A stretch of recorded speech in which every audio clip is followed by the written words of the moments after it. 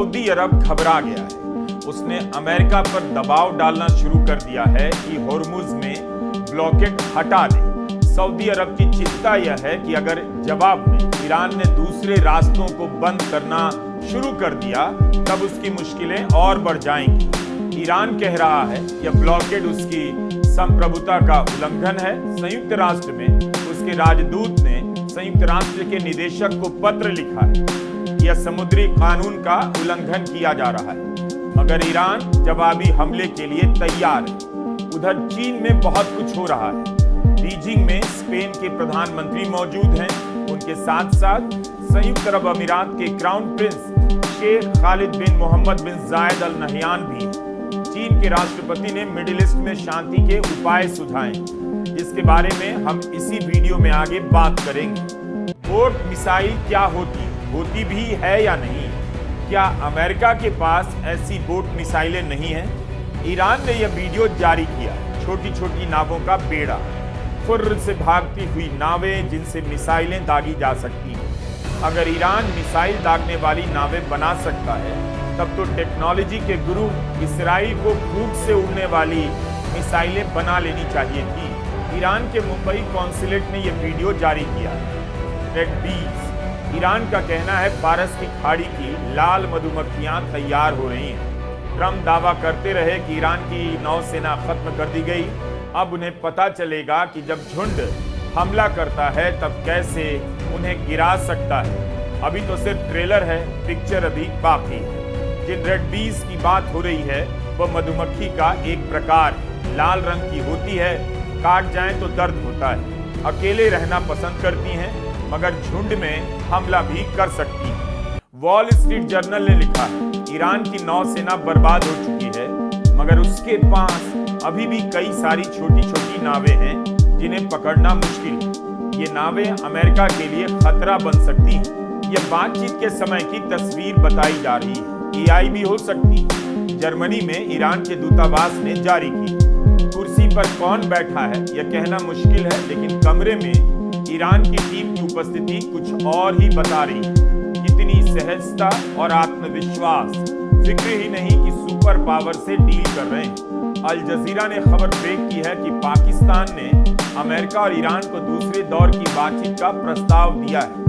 तुर्की की news agency अनादोलू ने पाकिस्तानी सूत्रों के हवाले से रिपोर्ट की है। बातचीत को लेकर दूसरे राउंड की शीर्ष बैठक बहुत जल्द इस्लामाबाद में हो सकती है। कौन कौन भाग लेगा इसकी जानकारी अभी नहीं, लेकिन सूत्रों का कहना है ट्रम्प 2 मई के चीन दौरे से पहले डील फाइनल कर लेना चाहते हैं। यह भी बात निकल कर आ रही है कि इस बार 45 से 60 दिनों के युद्ध विराम की कोशिश हो रही है। तो क्या होर्मुज का ब्लॉकेड अमेरिका का नया ड्रामा है? अपने युद्धपोतों को यहाँ तैनात कर ट्रम्प क्या हासिल करना चाहते हैं? सऊदी अरब क्यों परेशान, क्यों ट्रम्प को सलाह दे रहा है? ईरान को उकसाने की जरूरत नहीं। सऊदी अरब के दूसरी तरफ लाल सागर है। इसी लाल सागर और एडन की खाड़ी के बीच यमन के तट पर पतला सा समुद्री रास्ता है, जिसे स्ट्रेट ऑफ बाब अल मंदब कहते हैं। अरबी में बाब अल मंदब का मतलब आंसुओं का दरवाजा। बहुत मुश्किल इलाका है जहाजों के लिए, इसीलिए यह नाम पड़ा। जब होर्मुज से तेल जाना बंद हो गया तो विकल्प के रूप में एक रास्ता यह भी बचा हुआ था। अगर बाब अल मंदब बंद हो गया तो तेल की अर्थव्यवस्था को ऐसा झटका लगेगा जैसा अभी तक लगा नहीं। ईरान ने कहा है होर्मुज सोशल मीडिया नहीं कि किसी ने आपको ब्लॉक कर दिया तो आपने भी बदले में ब्लॉक कर दिया। अमेरिका की क्लोई नाम की किसी महिला ने घाना के ईरान दूतावास से पूछा कि क्या अमेरिका ने माइन हटाकर होर्मुज पर कब्जा कर लिया है? मुझे ईरान की बड़ी चिंता है। इस पर दूतावास पलटकर जवाब देता है, रिलैक्स क्लोई, कल तुम्हारी नौसेना ने कोशिश की थी। ईरान ने कॉल किया और अमेरिका को यू टर्न लेना पड़ा। ऑपरेशन से लंबी तो फोन कॉल चल पड़ी। इससे ज्यादा लड़ाई तो उबर के ड्राइवर ट्रिप कैंसिल होने से पहले करते हैं। क्या ईरान वाकई इतना रिलैक्स है? उसे अमेरिका की एकदम परवाह नहीं। अमेरिका ईरान को आंखें दिखाना चाहता है, मगर ईरान उसकी तरफ देखना भी नहीं चाहता। जिस नेतन्याहू पर भ्रष्टाचार के गंभीर आरोपों में सुनवाई चल रही है। युद्ध विराम का बहाना बनाकर सुनवाई टाली गई 1 महीने के लिए। वो नेतन्याहू अमेरिका को उसकी जगह दिखा रहे हैं। कह रहे हैं युद्ध को लेकर ट्रंप का प्रशासन उन्हें हर दिन रिपोर्ट करता है। जेडी वांस ने इस्लामाबाद बातचीत से लौटते हुए अपने विमान से उन्हें फोन किया और बातचीत के बारे में जानकारी दी। साफ है नेतन्याहू अमेरिका को कुछ नहीं समझते और जो भी एक्सपर्ट कह रहे हैं ट्रंप खुद से फैसला ले ही नहीं सकते। शायद उनकी बात सही लग रही है। अब सवाल उठता है क्या चीन इस इलाके में कुछ बड़ा कूटनीतिक प्रयास कर रहा है? जो काम पाकिस्तान से नहीं हो सकता वो अब चीन ने सीधे अपने हाथों में ले लिया है। बीजिंग में स्पेन के प्रधानमंत्री पेड्रो सांचेज और चीन के राष्ट्रपति शी जिनपिंग की मुलाकात हुई। स्पेन ने अमेरिका का खुलकर विरोध किया तो ट्रंप ने 36 घंटे के भीतर स्पेन से हर तरह का संबंध तोड़ लेने की धमकी दे दी। चीन के राष्ट्रपति शी जिनपिंग ने कहा कि स्पेन के प्रधानमंत्री इतिहास के सही पक्ष के साथ खड़े हैं। चीन भी स्पेन के साथ मजबूती से खड़ा रहेगा। पिछले 3 वर्षों में स्पेन और चीन एक दूसरे के काफी करीब आए। यूरोप के देशों में चीन का सबसे करीबी दोस्त स्पेन माना जाता है। सांचेज से बातचीत में शी जिनपिंग ने कहा कि जंगल के कानून का विरोध होना चाहिए। इसके लिए स्पेन और चीन को मिलकर काम करना चाहिए। दुनिया में बेहतर बातचीत की जरूरत है ताकि विश्वास कायम हो सके और कानून का पालन हो। मिलकर बहुध्रुवीय व्यवस्था की रक्षा करनी होगी और दुनिया में शांति और विकास के लिए काम करना होगा। बीजिंग में संयुक्त अरब अमीरात के क्राउन प्रिंस शेख खालिद बिन मोहम्मद बिन जायद अल नहयान भी मौजूद हैं। शी जिनपिंग और क्राउन प्रिंस के साथ बैठक हुई। यह भी हो सकता है कि खाड़ी के देश चीन की तरफ देखने लगे हों। शी जिनपिंग ने अबू धाबी के क्राउन प्रिंस के सामने 4 बिंदुओं का प्रस्ताव रखा है। कहा है शांति से एक दूसरे के साथ रहने के सिद्धांत पर अमल होना चाहिए, राष्ट्रीय संप्रभुता के सिद्धांत का पालन होना चाहिए, अंतर्राष्ट्रीय कानून के नियमों का पालन होना चाहिए, विकास और रक्षा के मामलों पर मिलकर काम होना चाहिए। चीन ने साफ कर दिया है कि उसके जहाज ईरान से तेल लेकर होर्मुज पार करते रहेंगे। कोई उसके रास्ते में बाधा न डाले। चीन का जहाज पार भी किए जा रहा है। खबर यह भी है कि चीन ईरान को हथियारों का शिपमेंट भेजने की तैयारी में है। अमेरिका के खुफिया विभाग के अनुसार किसी तीसरे देश के रास्ते या हथियार भेजे जा सकते हैं ताकि पहचान उजागर ना हो। चीन पर नजर रखी जानी चाहिए। मगर भारत के प्रधानमंत्री नरेंद्र मोदी कहां हैं? बंगाल के विधानसभा के ग्लोबल चुनाव में व्यस्त रील बना रहे हैं। बंगाल चुनाव को देखते हुए संसद में महिला आरक्षण को लेकर कुछ बड़ा होने जा रहा है ताकि मतदान से पहले महिलाओं के कल्याण का मुद्दा बड़ा किया जा सके। बंगाल का चुनाव बीजेपी के लिए होर्मुज के जैसा हो गया है। ईरान के सुप्रीम लीडर मुस्तफा खामेनेई के सलाहकार और पूर्व विदेश मंत्री अली अकबर विलायती ने कहा है कि होर्मुज ईरान का है, उसका कंट्रोल ईरान के मजबूत हाथों में है। ऐसा लगता है कि ईरान होर्मुज के कंट्रोल को लेकर लंबी लड़ाई के लिए तैयार है। उसने हर तरफ से साफ कर दिया है। अब अमेरिका को तय करना है कि वह और जंग चाहता है या नहीं। यह तस्वीर ईरान से जुड़े एक हैंडल ने जारी की है। कहा है अमेरिका का युद्धपोत George W Bush middle east के थिएटर में प्रवेश कर चुका है। अमेरिका का सबसे बड़ा युद्धपोत अब्राहम लिंकन भी अरब सागर की तरफ बढ़ रहा है। क्या ईरान मिसाइल दागने वाली नावों से इन बड़े बड़े भीमकाय युद्धपोतों पर हमला कर पाएगा? होर्मुज में अभी तक ईरान ने गोले नहीं दागे, ना अमेरिका ने।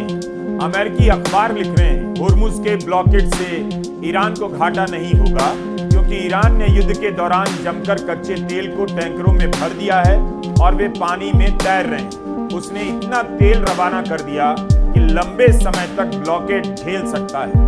ईरान का कहना है 3 महीने की सप्लाई का तेल समंदर में जहाज में लोड। जिस समय सबका तेल का निर्यात बंद था उस समय ईरान ने रोजाना $139 मिलियन की कमाई की है। वॉल स्ट्रीट जर्नल ने रिपोर्ट किया है कि तेल निर्यात बंद करने की अमेरिका की तमाम धमकियों के बावजूद ईरान कहीं से भी दबाव में नजर नहीं आ रहा।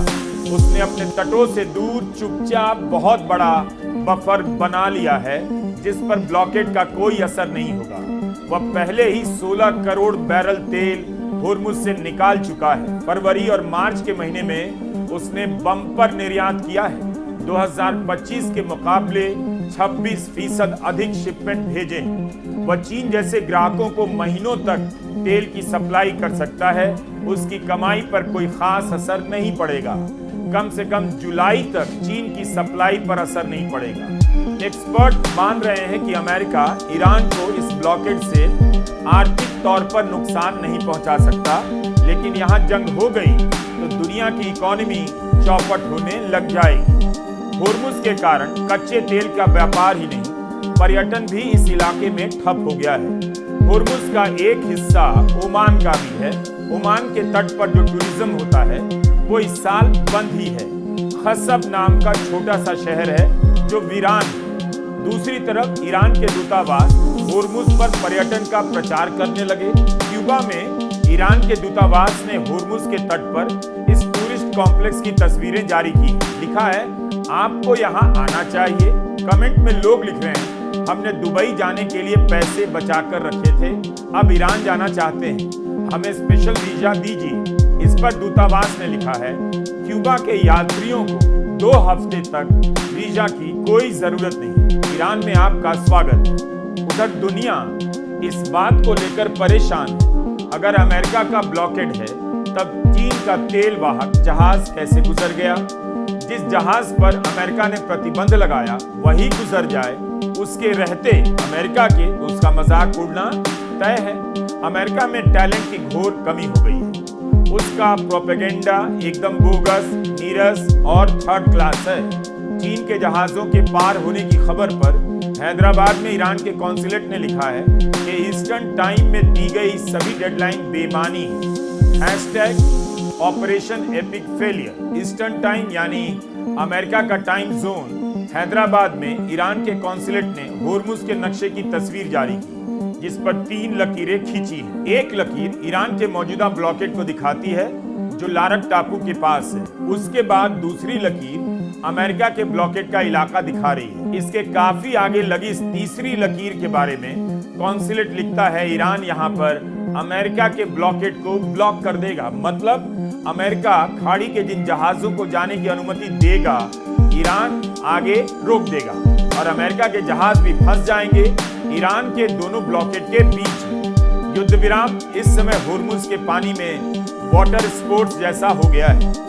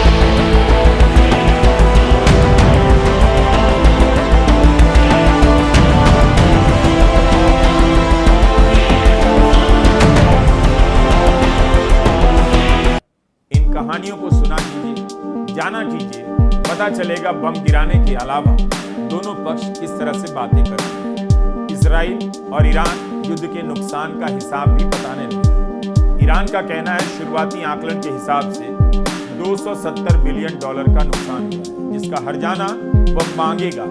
इजराइल के वित्त मंत्रालय ने कहा है 5 हफ्ते के युद्ध में इजराइल को $11.5 अरब का खर्च हो गया, जिसमें कुछ पैसे आम लोगों को हर्जाने के रूप में भी दिए गए, जिनके घर और दुकानें बर्बाद हो गए, काम छूट गए। उधर ट्रंप अजीब अजीब मसलों से घिर गए हैं। रविवार को इस्लामाबाद टॉक्स के फेल हो जाने के बाद ट्रंप कभी पोप के खिलाफ बोलने लग जाते हैं, विवाद में पड़ गए, तो कभी ईसा मसीह की तरह खुद को दिखाने की तस्वीर जारी कर देते हैं। ट्रंप को अपना ही ट्वीट डिलीट करना पड़ा।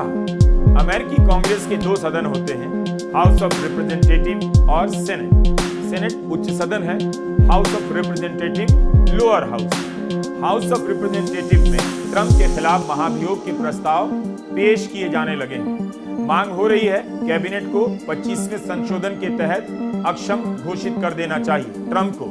अमेरिका में डेमोक्रेट उनकी मानसिक सेहत की जांच करने की मांग कर रहे हैं। न्यूयॉर्क टाइम्स ने ट्रंप की मानसिक हालत पर लंबी रिपोर्ट की है। ट्रंप इससे लेकर काफी नाराज हो गए। न्यूयॉर्क टाइम्स ने उनके अजीब बर्ताव और कमेंट के कारण उनकी मानसिक सेहत पर एक तरह से बहस को फिर से खड़ा कर दिया है। रात भर ट्रंप पोस्ट करते हैं, कभी गाली देते हैं, कभी सभ्यता खत्म करने की बातें करने लग जाते हैं। न्यूयॉर्क टाइम्स में पीटर बेकर की रिपोर्ट कहती है ट्रंप के बयानों के कारण उनके पुराने दोस्त और सहयोगी सवाल करने लगे हैं कि क्या ट्रंप की दिमागी हालत ठीक है या नहीं, वह पागलों जैसे बयान क्यों दे रहे हैं। ट्रंप को लेकर यह बहस पुरानी है, तब कोई ध्यान नहीं देता था, मगर अब गंभीर हो गई। व्हाइट हाउस इन सवालों को खारिज कर रहा है, कहता है ट्रंप पूरी तरह से फिट हैं, लेकिन आधुनिक इतिहास में किसी राष्ट्रपति की मानसिक सेहत को लेकर इस तरह से कभी डिबेट नहीं हुआ, खासकर जब उसका असर इतना व्यापक हो। बाइडेन को लेकर भी यह सवाल उठा और देश की आंखों के सामने उनकी सेहत बिगड़ती भी गई। लेकिन ट्रंप की सेहत का सवाल खास तौर पर इसलिए संवेदनशील है क्योंकि उन्होंने देश को युद्ध में झोंक दिया है। पहले सिर्फ डेमोक्रेट या कॉमेडियन ऐसी बातें करते थे, अब रिटायर हो चुके जनरल, डिप्लोमेट और ट्रंप से दूर हो चुके रिपब्लिकन पार्टी के नेता जैसे मार्जरी टेलर ग्रीन कह रहे हैं ट्रंप की भाषा कतई कूटनीति की नहीं है, पागलपन की है। किसी राष्ट्रपति की दिमागी हालत बहस का मुद्दा बन जाए, इसी से पता चलता है ईरान ने अमेरिका की क्या हालत कर दी है। यह सब इसलिए भी हो रहा है क्योंकि अमेरिका ने युद्ध क्यों किया किसी को पता नहीं। जब कारण पता ना हो तब युद्ध विनाश के साथ साथ तमाशा बन जाता है, जिसमें पहले हमला करने वाला जोकर की तरह नजर आता है। नमस्कार, मैं रवीश कुमार।